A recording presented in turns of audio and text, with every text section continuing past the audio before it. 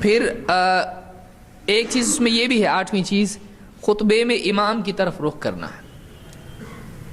بہت سارے لوگ یہ نہیں جانتے ہیں کہ سنت خطبے کی یہ ہے سننے والوں کے لیے کہ سامعین امام کو دیکھیں، گھورے نہیں اس کو، لیکن اس کی طرف نگاہ ہو۔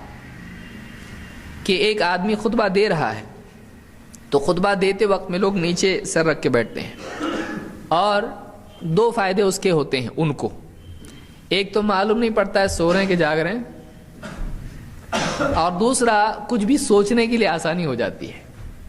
چٹائی دیکھی اور چٹائی دیکھتے دیکھتے ایسا ہوا کہ ٹرسٹ بدلنی پڑے گی، کیوں؟ چٹائی اتنی پرانی، کتنے سالوں سے یہی چٹائی ہے، بدلی نہیں اب تک۔ اب اگلا الیکشن کب ہے؟ 5 سال کے بعد ہے۔ کون کون اس میں صدر تھا پچھلے ٹائم پہ؟ گیا ہوں، امام صاحب بول رہے کچھ، یہ کہیں اور چلا گیا ہے۔ تو نگاہ جو ہے یہ دل کے لیے کھونٹے کا کام کرتی ہے۔ نگاہ آدمی کے دل کے لیے، جب گھوڑے کو باندھنا ہوتا ہے آپ کو، تو اس کو آپ کو کھونٹا چاہیے، تو نگاہ کو باندھنے کے لیے، دل کو باندھنے کے لیے نگاہ کیا ہے؟ کھونٹے کی طرح ہے، رسی کی طرح ہے۔ تو آپ کی نگاہ جہاں ہوگی آپ کا دل وہاں ہوگا۔ یہ بات یاد رکھیں آپ اس کو۔ دیکھیں آپ تھوڑی دیر میں اگر پنکھا دیں گے تو آپ کے، میرے گھر میں بھی یہ لگانا پڑے گا، سارا شروع ہو جائے گا۔ کتنے پنکھے؟ 1 2 3 4 5، ہاں وہاں بھی ایک ہونا چاہیے، پیچھے بھی ہونا چاہیے، ایک چالو ہو جاتا ہے آدمی کا، بیٹھ نہیں سکتا آدمی۔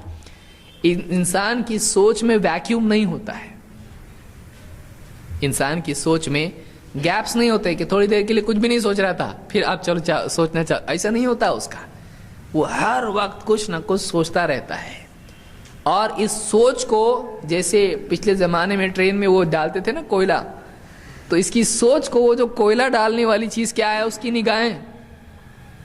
جو دکھتا ہے آدمی اس پہ سوچتا ہے، کیمرہ کتنے میں آیا ہوگا، ٹھیک ہے میرے گڈو کے برتھ ڈے پہ بھی ادھار ملے گا، کہ سارا سوچنا شروع کرتا ہے آدمی اس پہ، کچھ نہ کچھ سوچے گا وہ۔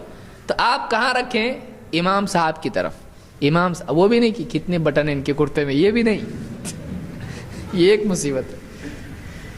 یہ نیا کرتا دکھ رہا ہے، کہاں سے لائے؟ نماز کی بات پوچھنا پڑے گا۔ یہ مجھ کو بھی ایک ایسا، کاش کہ میں بھی ایسا دکھتا، کتنا زبردست ہے۔ عید کے لیے ایک ایسا زبردست چاہیے اپنے کو۔ تو آدمی امام کی طرف نگاہ اپنی رکھے تاکہ امام کے خطاب سے اس کو واقعی فائدہ ہو۔ تو یہ بھی سنت ہے، یہ خطبے کی سنت ہے۔ عدی بن ثابت اپنے والد سے روایت کرتے ہیں، کان النبی صلی اللہ علیہ وسلم اذا قام علی المنبر استقبلہ اصحابہ بوجوہہم۔ ابن ماجہ نے اس کو روایت کیا، اور یہ صحیح روایت ہے کہ اللہ کے نبی صلی اللہ علیہ وسلم جب ممبر پر کھڑے ہوتے ہیں، استقبلہ اصحابہ بوجوہہم، آپ کے صحابہ اپنے چہرے آپ کی طرف کر لیتے ہیں، اپنے چہرے آپ کی طرف کرتے ہیں۔ تو خطبے میں مستمعین یا سامعین کے چہرے کس کی طرف ہونا چاہیے؟ خطیب کی طرف ہونا چاہیے، خطیب کی طرف ہونا چاہیے، یہ بھی سنت ہے۔ اسی طرح سے امام کے قریب ہونا آپ سن چکے ہیں، خاص طور سے اس میں تنبیہ اللہ کے نبی صلی اللہ علیہ وسلم کی، اس لیے الگ سے اس کو ذکر کر رہا ہوں۔ اللہ کے رسول صلی اللہ علیہ وسلم نے امام سے قریب ہونے کا حکم دیا ہے۔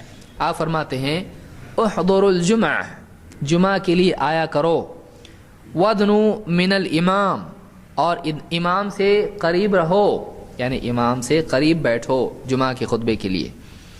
فإن الرجل لا يزال يتباعد حتى يؤخر في الجنة وإن دخلها، آپ نے فرمایا آدمی پیچھے پیچھے پیچھے ہی رہتا ہے یہاں تک کہ وہ جنت میں جانے میں بھی پیچھے ہو جاتا ہے، چاہے جنت میں جائے۔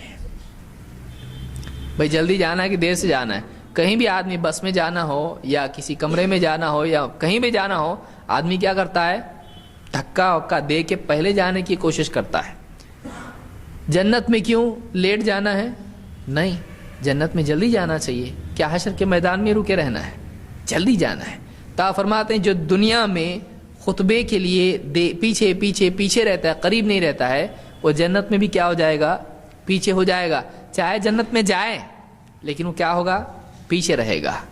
تو اس کے لیے یہ احمد اور ابو داؤد اور بہقی اور حاکم کی روایت ہے۔ اس سے معلوم یہ ہوتا ہے کہ جمعہ میں آدمی کو چاہیے کہ وہ آگے کی طرف رہے اور جلدی آئے، یہ دونوں چیزیں آتی ہیں۔ ظاہر بات ہے جلدی آئے گا تو کہاں جگہ ملے گی؟ آگے۔